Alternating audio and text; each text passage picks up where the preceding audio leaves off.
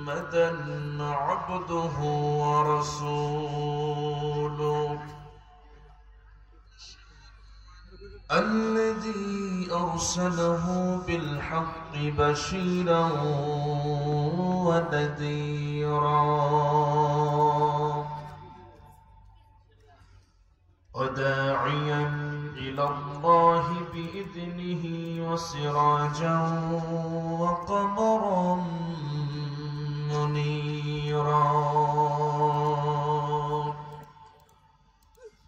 فقد قال الله تعالى في كلامه المجيد وفرقانه الحميد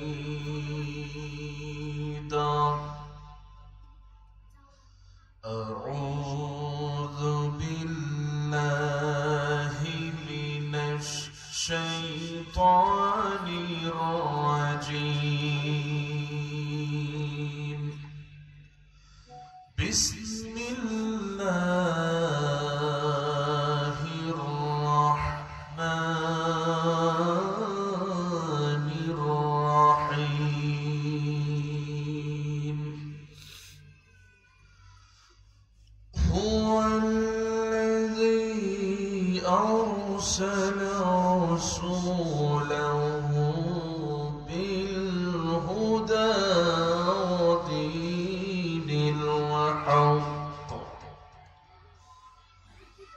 ودين الحق ليظهره على الدين كله ولو كره المشركون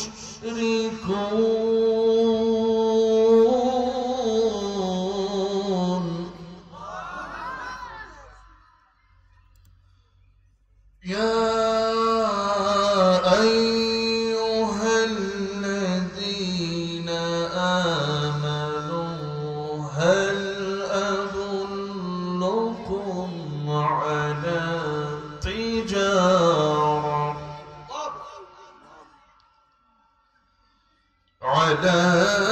تجارة تنجيكم من عذاب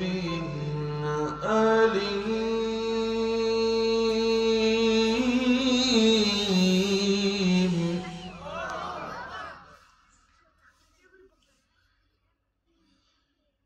تؤمنون بالله ورسوله وتجاهدون في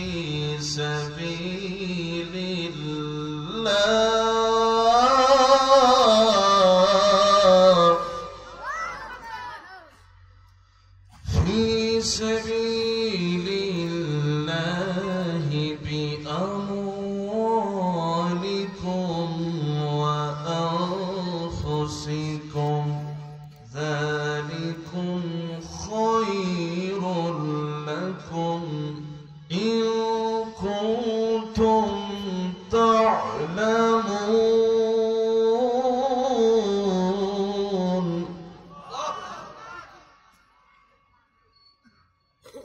صدق الله العظيم.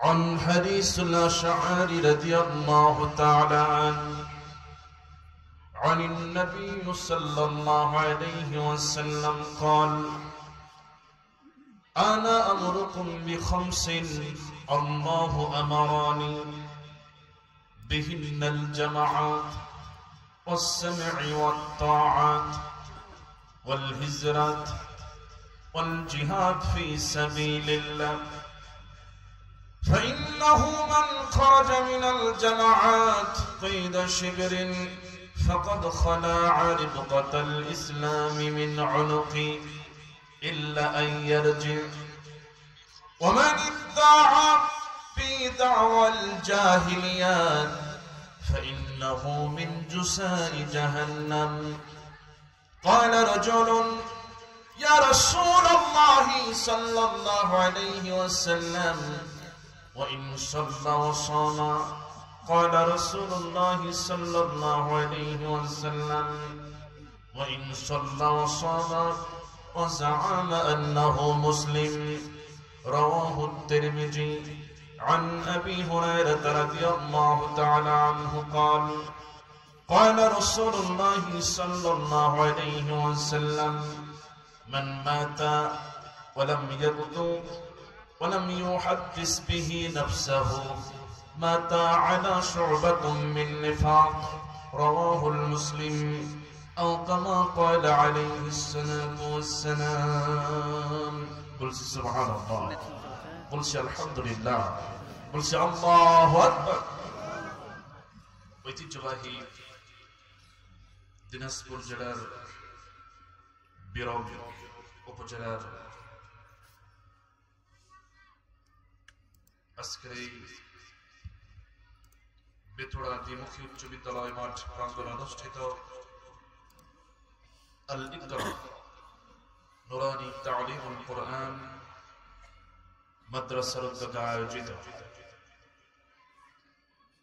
বিশাল এই তাফসীরুল কুরআন মাহফিল 2024 মহতী আয়োজনে সম্মানিত সুযোগ্য শ্রদ্ধাভাজন সভাপতি জনাব আলহাজ মোহাম্মদ শহীদ রহমান সাইদুল, সভাপতি মাদ্রাসা এবং সাবেক চেয়ারম্যান 6 নং ভান্ডারা ইউনিয়ন পরিষদ বিরল দিনাজপুর, সহ সভাপতি জনাব মোহাম্মদ সরমত আলী বেথুড়া প্রধান পাড়ার বিরল দিনাজপুর।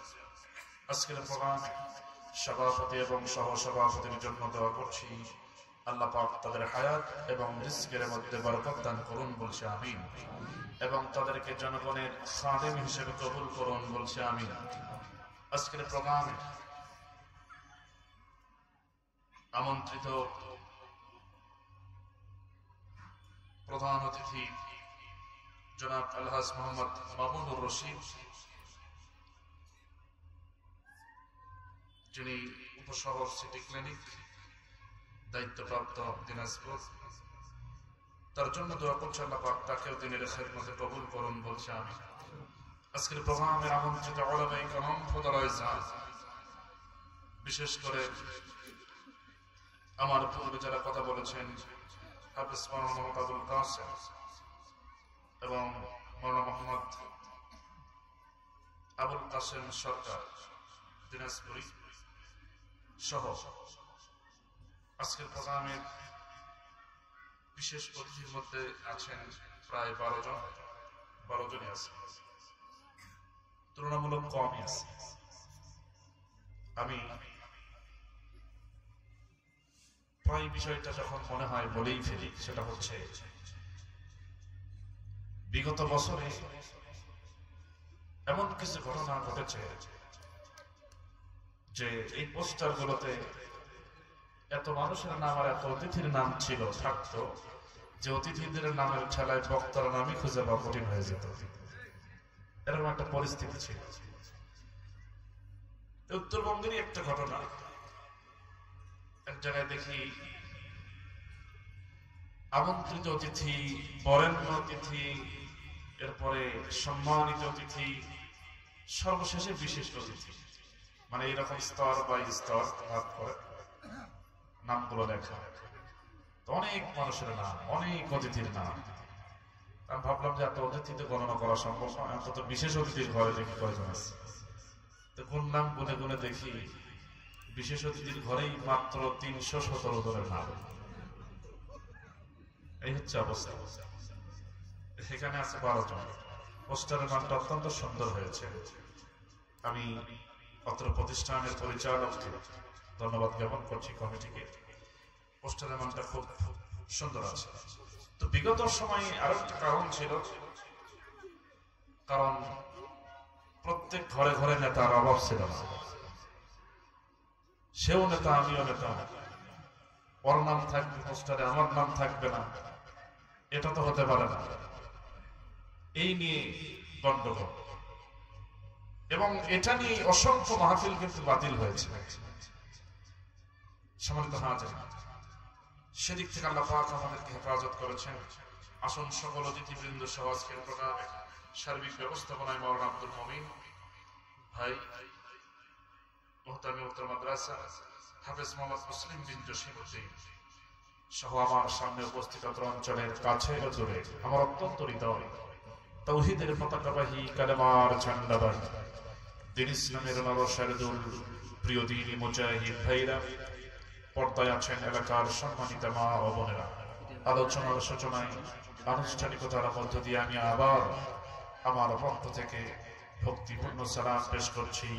আসসালামু আলাইকুম ওয়া রাহমাতুল্লাহি ওয়া বারাকাতুহু। আমি একটু জানতে চাচ্ছি সকলে কেমন আছেন? ভালো রাখার মালিক কে? মন্দ রাখার মালিক? সকল অবস্থায় বান্দা শুকরিয়া আদায় করবে কার?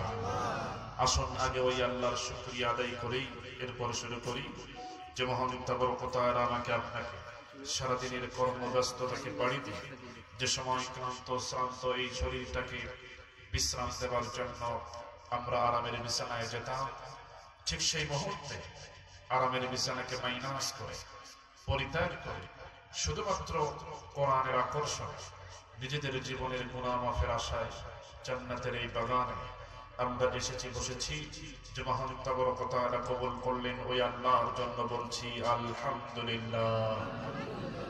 আর একবার বলছি আলহামদুলিল্লাহ।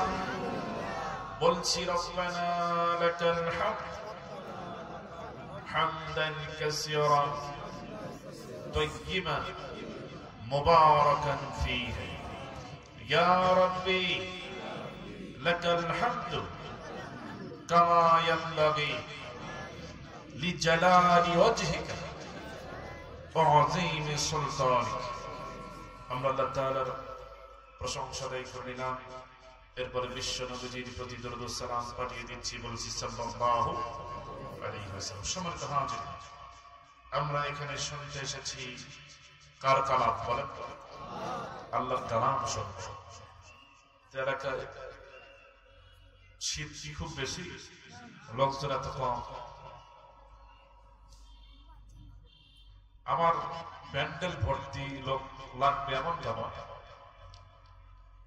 আমি চাইও না, যা আছে এটাই যদি শেষ পর্যন্ত থাকে, এবং এখানে যে শ্রোতা বর্তমান অবস্থান করছে এতটুকুনো যদি থাকে,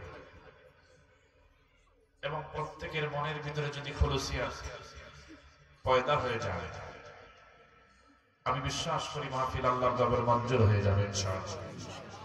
লক্ষ লক্ষ লোকের সমাগম হলেই কি মাহফিল কবুল হবে এমন কোন গ্যারান্টি আছে? না। আমি আপনাদেরকে বেশি সময় কষ্ট দেব না, সামান্য কিছু সময়, বড় জোর 1 ঘন্টা অথবা একটু বেশি হতেও পারে পরিস্থিতির আলোকে, এবং এই সময়টুকু আমরা মূলত ব্যয় করছি কার সন্তুষ্টির জন্য নাকি অন্য কোন উদ্দেশ্যে?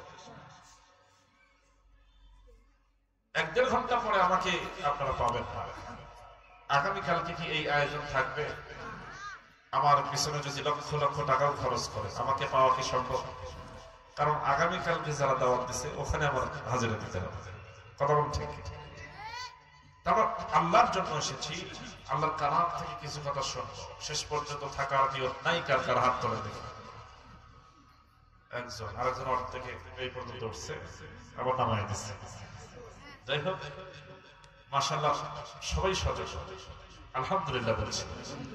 আসুন, এই আল্লাহর কালাম শোনার জন্য আমরা এসেছি, যে আল্লাহর কালাম গোটা দুনিয়ার সমস্ত মুসলমানের ঘরে বিদ্যমান আছে, কিন্তু তৎকালীন সময়ে এবং বর্তমান সময়ে যদি একটু হিসাব নিকাশ করি, সে সময় কোরআনে কারীমকে পেয়ে তারা সম্মানিত হলে, মর্যাদাবান হলে, বিশ্বকে তারা শাসন করলেন। আজকের সমাজে ওই কোরআনই তো আছে। বলেন তো আজকের পৃথিবীতে মুসলমানেরা শান্তিতে আছে না অশান্তিতে আছে? কবি আফসোস করে বলতেছে, ও জামানা মে মুআজ্জাজ থি মুসলমান হোকর, ओ ज़माना में मुअज़्ज़ज़ थी मुसलमान होकर, और तुम खरबाने हो तारिके कुरआन होकर। সে যুগের মুসলমান কোরআনে কারীমকে মর্যাদা দেওয়ার কারণে, এই কোরআনকে সম্মান করার কারণে, এই কোরআনকে নিজেদের জীবনে মেনে নেওয়ার কারণে গোটা পৃথিবীতে তারা সম্মানিত হয়েছিলেন, মর্যাদাবান হয়েছিলেন। সেই মুসলমান জাতি আজও আছে, সেই কোরআন আজও আছে। কিন্তু আজকের মুসলিম জাতি এই কোরআনে কারীমকে যথাযথভাবে মর্যাদা না দেওয়ার কারণে, যথাযথভাবে কোরআনকে সম্মান না করার কারণে, যথাযথভাবে এই কোরআনকে নিজেদের জীবনের প্রত্যেকটি জায়গায় মেনে না নেওয়ার কারণে গোটা পৃথিবীতে মুসলমানেরা আজ লাঞ্ছিত, অপমানিত। একথা ঠিক না ঠিক? আমার বন্ধু, এমনটা তো হওয়ার কথা ছিল। বিশেষ করে মুসলমানদের এই জনপদে এটা তো হওয়ার কথা ছিল না। আসুন সেই কোরআনে কারীম থেকে আমি যে তেলাওয়াত করেছি সেখান থেকেই আমি আলোচনার দিকে চলে যাব। প্রিয় ভাইরা, কোরআনে কারীমের ৬১ নম্বর সূরা, সূরাটির নাম হচ্ছে সূরা সফ। কি নাম বলেন? সফ। এই সূরা সফ থেকে ৯, ১০, ১১ এই তিনটি আয়াতে কারিমা আমি তেলাওয়াত করেছি এবং রাসূল করিম সাল্লাল্লাহু আলাইহি ওয়াসাল্লামের অসংখ্য হাদিস থেকে মাত্র ২টি হাদিস আমি তেলাওয়াত করেছি। এর উপর ভিত্তি করে কিছু কথা বলার চেষ্টা করব। আল্লাহ পাক যেন আমাকে আমলের নিয়তে বলার, আপনাকেও যেন আমলের নিয়তে শোনার তৌফিক দান করেন, বলছে আমিন। সম্মানিত হাজির, কত নম্বর সূরা বললাম বলেন তো? ৬১। মাশাআল্লাহ, খেয়াল আছে। ৬১ নম্বর সূরা। সূরাটির নাম হচ্ছে সূরা সফ। সফ শব্দের অর্থ হচ্ছে সারিবদ্ধ, কাতারবদ্ধ। খেয়াল করুন, এভাবে কেন বলছি এখানে লেখা আছে, কিন্তু দেখেন তাফসীর কোরআন মাহফিল। কিসের মাহফিল? ওয়াজ মাহফিল, যেখানে তাফসীর করা হবে, ব্যাখ্যা করা হবে, কোরআনের আয়াত তেলাওয়াত করা হবে, এর ব্যাখ্যা বিশ্লেষণ করা হবে। এটাই তো তাফসীর। আসলে তাফসীর করার মতো যে ইলম, যে পাণ্ডিত্য, যে যোগ্যতা, যে বয়স প্রয়োজন, আমি মনে করি যে তার কোনোটাই আমার ভিতরে নাই। আমি কোরআনের নগণ্য ক্ষুদ্র একজন ছাত্র হওয়ার কেবল চেষ্টা করছি মাত্র। আপনারা জানেন, এ জাতি সাক্ষী, এই কোরআনের তাফসীর তো এই জমিনে তারাই করেছেন, এই কোরআনের ব্যাখ্যা তো তারাই দিয়েছেন, যারা তাদের সুমধুর কণ্ঠে, সুললিত কণ্ঠে, প্রাঞ্জল ভাষায় আসমানি কিতাবের এই বাণীগুলো মানুষের সামনে উপস্থাপন করেছেন। এবং তাদের সুমধুর কণ্ঠে আল্লাহর এই কালাম শুনে একজন নয়, দুইজন নয়, শত শত অমুসলিম ভাই বোনেরা নিজেদের বাপদাদার ধর্মকে পরিত্যাগ করে ইসলামের সুশীতল ছায়াতল আশ্রয় গ্রহণ করেছে। আজকে আফসোসের সঙ্গে বলতে হয়, লজ্জা নিয়ে বলতে হয়, দুঃখ ভারাক্রান্ত হৃদয় নিয়ে কথা বলতেই হয়, ওই সমস্ত কনিষ্ঠ দিনের দায়, কোরআনের সঠিক ব্যাখ্যাকারী, কোরআনের সঠিক তাফসীরকারক, যাদের সঙ্গে জামানার সর্বনিকৃষ্ট জুলুম করা হয়েছে, কথা বলেন ঠিক কিনা? তারাই তো আসল তাফসীরকারক। আমরা কি জানি?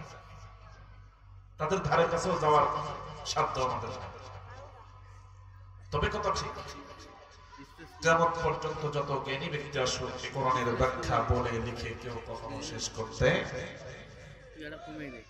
আল্লাহ রাব্বুল আলামিন বলেন, কুল লাউ কানাল বাহরু মিদাদান লিকালিমাতি রাব্বি লানাফিদাল বাহরু ক্বাবলা আন তানফাদা কালিমাতু রাব্বি ওয়ালাউ জিইনা বিমিথলিহি মাদাদা।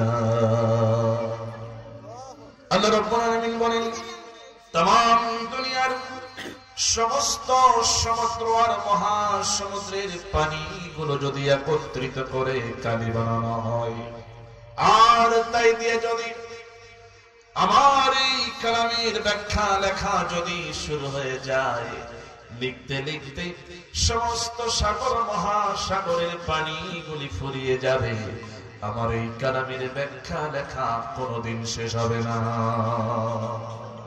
কি আযীম কিতাব আল্লাহ পাক আমাদের দিয়েছেন কি আযীম কিতাব আমরা পেয়েছি সেই কিতাবের কত নম্বর সূরা বললাম 61 নম্বর সূরা সূরা সাফ সব শব্দের অর্থ হচ্ছে সারিবদ্ধ কাতারবদ্ধ এখন আসেন এই যে সব সূরাটার নামকরণ করা হলো এটা কোন জায়গা থেকে আল্লাহ পাক করলেন এটা তো আসমান থেকে আলাদা করে নাযিল করেন নাই অবশ্যই এই সূরার কোনো না কোনো জায়গায় এই শব্দটা আছে না আচ্ছা এখন আসুন কোন জায়গা থেকে আল্লাহ পাক এই সব নামটা নিলেন ইন্নাল্লাহা ইউহিব্বুল্লাযীনা ইউকাতিলুনা ফী সাবীলিহি সাফফান কাআন্নাহুম বুনয়ানুম মারসুস সাল্লাল্লাহু এই সূরার 4 নম্বর আয়াত এখানে আল্লাহ রাব্বুল আলামিন বলছেন নিশ্চয় আল্লাহ পাক তাদেরকে ভালোবাসেন যারা কিনা তার রাস্তায় সংগ্রাম করে যুদ্ধ করে লড়াই করে সারিবদ্ধভাবে সফান শব্দ আছে 4 নম্বর আয়াতে সারিবদ্ধভাবে কাতারবন্দী হয়ে সীসাডালা প্রাচীরের মতো যারা দাঁড়িয়ে আল্লাহর জন্য লড়াই করে যায় মারে এবং মরে আমার বন্ধুগণ এদেরকে আল্লাহ রাব্বুল আলামিন সবচাইতে বেশি ভালোবাসেন সুবহানাল্লাহ 4 নম্বর আয়াতের এই অংশ থেকে সাবিলিহি সাফফান এই সব শব্দটি এনে আল্লাহ পাক সূরার নামকরণ করলেন এবার আসুন তাহলে কাতারবন্দী সারিবদ্ধ আচ্ছা কাতারবন্দী বলতে কি এখানে একজন বুঝায় না অনেক সবাই কি বলতে হবে যদি বুঝে থাকে সারিবদ্ধ এই কথাটা বলতে এখানে কি একজন আছে না অনেকজন আছে আচ্ছা তার মানে বোঝা গেল আমাদেরকে সারিবদ্ধ হয়ে চলাফেরা করতে হবে কাতারবন্দী হয়ে আল্লাহ রাস্তায় চলতে হবে জামাতবদ্ধ হয়ে চলতে হবে দলবদ্ধ হয়ে থাকতে হবে একা একা থাকার কোনো সুযোগ অনেক বান্দা আছে এই জমিনে যারা বলে আমি কোনো দল তল করি না দলের মধ্যে নাই আমি একা একা চলি আচ্ছা বলেন তো এরকম লোক গ্রামে গঞ্জে আছে না যে বলে আমি কোনো দলের মধ্যে আমি একা একাই চলি এরকম লোক নাই মনে হয় না আচ্ছা কিন্তু দেখেন আল্লাহ পাক কি বলছেন আমি একটা হাদিস তেলাওয়াত করলাম আপনাদের সামনে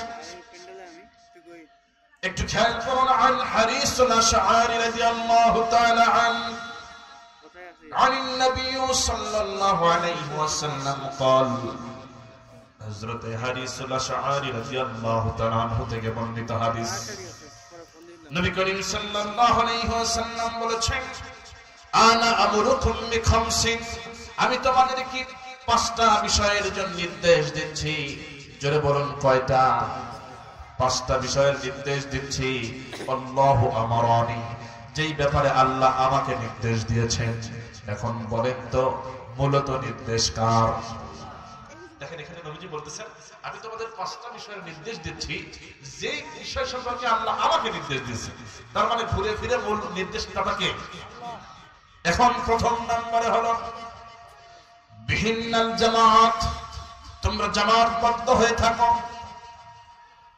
এই জামাতের গুরুত্ব আমার নবীজি বোঝাতে শুরু করলেন সাহাবায়ে কেরাম জিজ্ঞেস করছেন ইয়া রাসূলুল্লাহ আপনি যে প্রথম নম্বরে জামাতের কথা বলছেন জামাতবদ্ধ হয়ে থাকার কথা বলছেন এই জামাতের বাইরে যদি থাকতে চায় কেউ তাহলে তার কি হবে আর জামাতবদ্ধ জীবনের গুরুত্ব সম্পর্কে আমাদেরকে বলুন নবী করিম সাল্লাল্লাহু আলাইহি ওয়াসাল্লাম বলছেন শোনো সাহাবীরা জামাতের বাইরে থাকার কোনো সুযোগ নাই কোন দলের বাইরে থাকার কোনো সুযোগ কোন বান্দার নাই কারণ শুনে রাখো, নবীজি এবার সাহাবীদেরকে বোঝায় দিচ্ছেন জামাতবদ্ধ জীবনের গুরুত্বটা কত বেশি। এবার সাহাবীরা মনোযোগ দিয়ে শুনছেন। অন্য আরেকটা হাদিসে বিস্তারিত ঘটনাটি এসেছে। আমার নবীজি বলতেছেন, শোনো সাহাবীরা, মনে করো বিশাল একটা বকরির পাল। কিসের পাল? বকরির পাল। অনেকগুলো বকরি সেখানে আছে, শত শত হাজার হাজার বকরি। এই বকরির পালের নিরাপত্তার দায়িত্বে রয়েছে একজন রাখাল। এই রাখালের হাতে আছে একটা লাঠি। সে প্রত্যেক দিন সকাল বেলায় এই বকরির পালকে নিয়ে যায় পাহাড়িয়া ময়দানে, আর হাতে লাঠি নিয়ে এর জিম্মাদারির দায়িত্ব পালন করে, যাতে করে পাহাড় থেকে কোনো হিংস্র বাঘ, শিয়াল, সিংহ, হায়না যেন কোনোভাবে আক্রমণ করতে না পারে। এজন্য এই রাখাল লাঠি হাতে নিরাপত্তার দায়িত্ব পালন করে। এবার শোনা করে সাহাবীরা, এই যে বিশাল এই বকরির পাল, এই বকরির পালের ভিতর থেকে, দলের ভিতর থেকে, জামাতের ভিতর থেকে কোন একটা বকরি যদি চিন্তা করে, আমি এই দলের মধ্যে থাকতে চাই না, আমি এই পালের ভিতরে থাকবো না, আমি এই জামাতের মধ্যে থাকবো না, আমি একা একা চলবো, এই মনে করে সিদ্ধান্ত নিয়ে যদি সে বকরির পাল থেকে বের হয়ে চলে যায়, একা একা চলতে শুরু করে, পাহাড়ে ঘাস খায়, জঙ্গলের পাশে গিয়ে লতা পাতা খায়। এবার বলেন তো, জঙ্গলের ভিতরে হিংস্র প্রাণী থাকে কি থাকে না? এবার নবীজি বোঝাচ্ছেন, শোনো সাহাবীরা, ওই জঙ্গলের ভিতরে হিংস্র প্রাণী, সিংহ লাগবে না, বাঘ লাগবে না, সামান্য একটা শিয়ালও যদি টের পায় যে একাকী একটা বকরি একা একাই জঙ্গলের পাশ দিয়ে লতা পাতা খাচ্ছে, ঘোরাফেরা করতেছে, তার পাশে অন্য কোনো বকরি নাই, অন্য কোনো দায়িত্বে কেউ নাই, রাখাল নাই, কিচ্ছু নাই, একাকি চলতেছে, একাই খাবার খাচ্ছে। এবার শিয়ালটা বলেন তো, ওই বকরিকে ছেড়ে দেবে না ধরবে? অবশ্যই সে চান্স নেবে, যেহেতু ফাঁকা, একা পেয়েছি, অবশ্যই তাকে আক্রমণ করে বসবে, আক্রান্ত করবে, রক্ত ছড়াবে, তাকে মারবে, তাকে ভক্ষণ করবে, তার ক্ষতি করে দেবে। আমার নবীজি বোঝাচ্ছেন, শোনো সাহাবীরা, ঠিক যেমন জামাতের বাইরে থেকে, দলের বাইরে থেকে, বকরির এই পালের বাইরে গিয়ে এই বকরিটা যেমন একা একা চলার কারণে তার জীবনের কোনো নিরাপত্তা নাই এবং সে ক্ষতিগ্রস্ত হলো, মারা পড়লো, এর ব্যাপারে ওই রাখালের কোনো জিম্মাদারি নাই। ঠিক তেমন এই জমিনে আল্লাহর বান্দারা যত আছে, তারা এইভাবে বকরির মতো যদি একা একা চলার সিদ্ধান্ত নেয়, আর যদি মনে করে আমি কোন দলের মধ্যে থাকবো না, আমি কোন জামাতের সঙ্গে থাকবো না, একা একাই চলবো, এই সিদ্ধান্ত নিয়ে কোন বান্দা যদি চলার চেষ্টা করে, ওই বকরিটার মতোই সে ক্ষতিগ্রস্ত হয়ে যাবে। বকরির যেমন বকরির ব্যাপারে রাখালের কোনো জিম্মাদারি নাই, ঠিক এইরকম একা একা সিদ্ধান্ত নিয়ে চলার নিয়ত করে যেই বান্দা দল ত্যাগ করে জামাতের বাইরে একা একা চলতে চায়, এই বান্দার ব্যাপারে আল্লাহরও কোনো জিম্মাদারি নাই। আল্লাহু আকবার। তাহলে আল্লাহর জিম্মাদারির বাইরে যদি আমরা পড়ে থাকি, বিপদ আছে না নাই বলেন তো? আমি যদি আল্লাহর জিম্মাদারির বাইরে থাকি, সরাসরি হিসাবে আমার জাহান্নামে যাওয়া ছাড়া আর কোনো উপায় নাই। তার মানে জামাতবদ্ধভাবে, সারিবদ্ধভাবে থাকার দরকার আছে না নাই? এটা কার অর্ডার? জামাতবদ্ধ হয়ে যদি আজকে না থাকতাম, আমরা নতুন করে দেশ স্বাধীন আমরা পেতাম না। কথা বলে ঠিক কিনা? দলবদ্ধভাবে কাতার বন্দী হয়ে যখন যুব সমাজ, যুবক ভাইরা, এখানে অনেক যুবক ভাইদেরকে আমি দেখতেছি, আমার কলিজা ভরে গেছে। আমার বন্ধুগণ খেয়াল করুন, আমার এই যুবক ভাইরা যদি কাতার বন্দী হয়ে না দাঁড়াতেন, যদি তারা সারিবদ্ধ হয়ে না দাঁড়াতেন, এই জমিন কিন্তু নতুন করে স্বাধীন হতো না। খেয়াল করুন, একটু খেয়াল করুন। আপনারা দেখেছেন একটা ভিডিও ফুটেজে সুন্দর করে একজন বলতেছে, স্যার একজনকে গুলি করি, একটাই মরে, বাকিগুলো ওখানেই থাকে, ভয় করে না, যায় না। কথা বলে ঠিক কিনা? তার মানে কি? এটা সীসাঘাটা প্রাচীরের মতো তারা দাঁড়িয়েছে, তারা কাতার বন্দী হয়ে দাঁড়িয়েছে যুব সমাজ, ছাত্র সমাজ, এবং তারা দাঁড়িয়েছে আল্লাহর পক্ষে, তার মানে ন্যায়ের পক্ষে, সমস্ত জুলুমের বিরুদ্ধে, সমস্ত অন্যায়ের বিরুদ্ধে তারা দাঁড়িয়েছে, যার কারণে আল্লাহ পাক তাদের উপরে রহম করেছেন, সাহায্য করেছেন। কথা বলে ঠিক কিনা? সারিবদ্ধভাবে দাঁড়াতে হবে সমস্ত অন্যায়ের বিরুদ্ধে, এবং হ্যাঁ, এরকম করে শহীদ হতে হবে, ঠিক আছে, অন্যায় জুলুম জমিন থেকে মূলোৎপাটন করার জন্য, ন্যায় ও ইনসাফ ভিত্তিক সমাজ প্রতিষ্ঠিত করার জন্য এভাবে দাঁড়াতে হবে। কিছু মানুষকে শাহাদাতের নজরানা পেশ করতে হবে। তারপরেও এই সমস্ত বান্দারা এই সমস্ত অন্যায়ের বিরুদ্ধে তারা কখনো মাথা নত করবে। শহীদ হওয়ার মানসিকতা সবার ভিতরে আছে তো ইনশাআল্লাহ, আকাঙ্ক্ষা আছে না নাই? বয়স যার যাই হোক, আমি আরেকটা হাদিস কিন্তু তেলাওয়াত করেছি, একটু বলে নিই কেন শহীদি তামান্না আমাদের ভিতরে থাকতে হবে এবং নিশ্চিত করে এটা মনের ভিতরে লালন করতে হবে। عن أبي هريرة رضي الله تعالى عنه قال قال رسول الله صلى الله عليه وسلم من مات ولم يغدو ولم يحدث به نفسه مات على شعبة من نفاق رواه المسلم। মুসলিম শরীফের হাদিসের মধ্যে এসেছে হযরত আবু হুরায়রা রাদিয়াল্লাহু তাআলা আনহু থেকে বর্ণিত হাদিস, তিনি বলেন রাসূল করিম সাল্লাল্লাহু আলাইহি ওয়াসাল্লাম বলেছেন, যে ব্যক্তি মারা গেল কিন্তু তার মনের ভিতরে আল্লাহর এই জমিনে আল্লাহর দ্বীনকে প্রতিষ্ঠা করার নিয়তে তার মনের ভিতরে জিহাদের আকাঙ্ক্ষা, তার মনের ভিতরে শহীদ হওয়ার আকাঙ্ক্ষা নাই, শহীদ হওয়ার আকাঙ্ক্ষা যার ভিতরে ছিল না এবং জিহাদের আকাঙ্ক্ষা যার ভিতরে ছিল না, এই অবস্থায় যে মারা গেল মাতা আদা শুবাতুম মিন নিফাক, নবীজি বলতেছেন সে ব্যক্তি মারা গেল ঠিক কিন্তু সে মুনাফিক হয়ে মারা গেল। বলেন নাউযুবিল্লাহ। আমরা কি সে মুনাফিক হয়ে মরতে চাই? তাহলে অবশ্যই আমাদের ভিতরে শহীদ হওয়ার আকাঙ্ক্ষা থাকার দরকার আছে না নাই?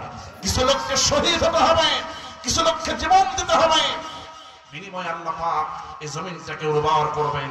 যেমনটা এই জমিনকে আল্লাহ পাক প্রাথমিকভাবে একটা বিজয় দিয়ে সুন্দর একটা পরিবেশ আমাদেরকে উপহার দিয়েছেন। কথা ঠিক। শত শহীদের রক্তে ভেজা আমার বাংলাদেশে, মাহফিল থেকে বলছি কথা আজকে বীরের বেশে। শত শহীদের রক্তে ভেজা আমার বাংলাদেশে, বিরল থেকে বলছি কথা আজকে বীরের বেশে।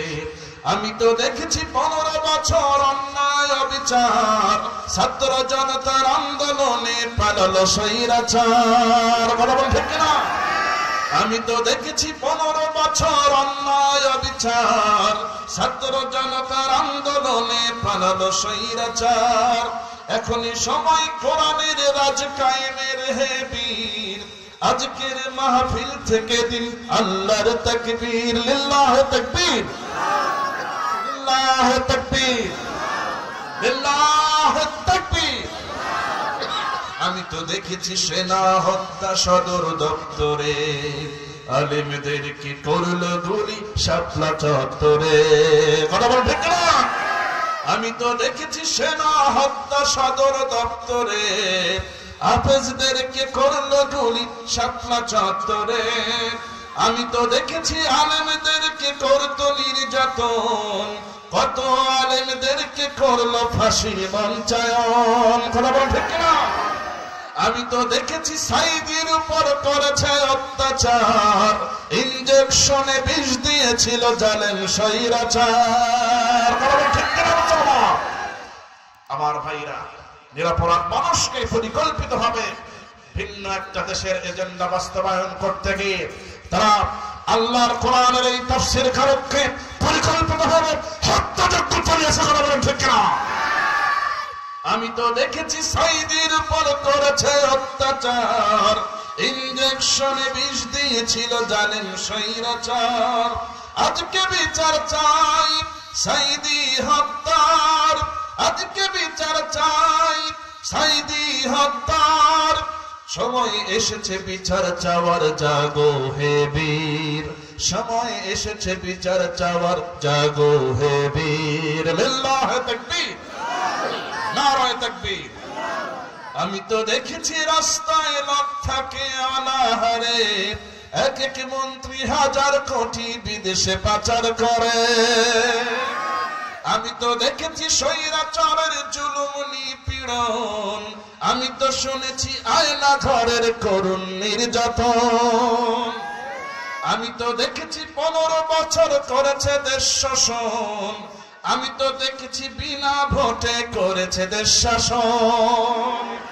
আজকে বিচার চাই স্বৈরাচারদের, আজকে বিচার চাই ভোট ডাকাতদের সময় এসেছে বিচার চাওয়ার জাগো হে বীর সময় এসেছে বিচার চাওয়ার জাগো হে বীর লিল্লাহে তাকবীর লিল্লাহে তাকবীর আমি তো দেখেছি গণহত্যা দিনে দুপুরে আকাশ থেকে মারল গুলি হেলিকপ্টারে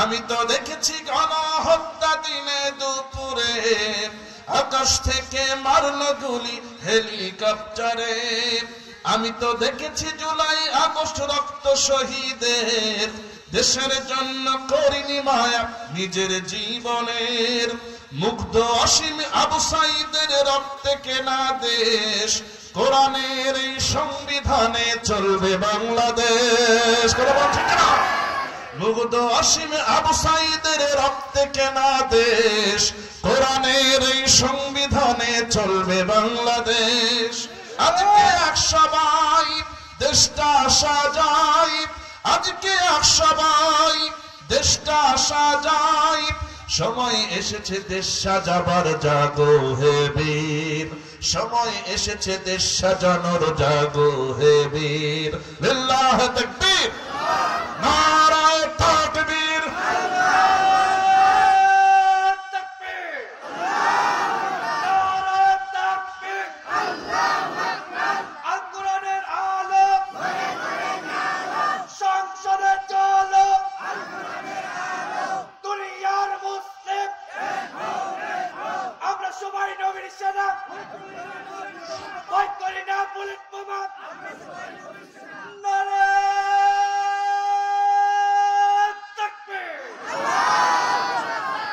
আল্লাহ কবুল করুন বলছে আমিন আমার বন্ধুগণ বলতেছিলেন এই সফ শব্দের অর্থ সারিবদ্ধ কাতার বন্দী আমার বন্ধুগণ এবার আসুন আলোচনার একটা বিষয়বস্তু আমি আপনাদের বলে দেই আমি এই সূরা থেকে যে তেলাওয়াত করেছি বিষয়টা উন্মুক্ত করে দিলেও আমাদের জন্য সুবিধা হবে মূলত আজকের আলোচনার বিষয়টা হলো রাসূল প্রেরণের উদ্দেশ্য রাসূল প্রেরণ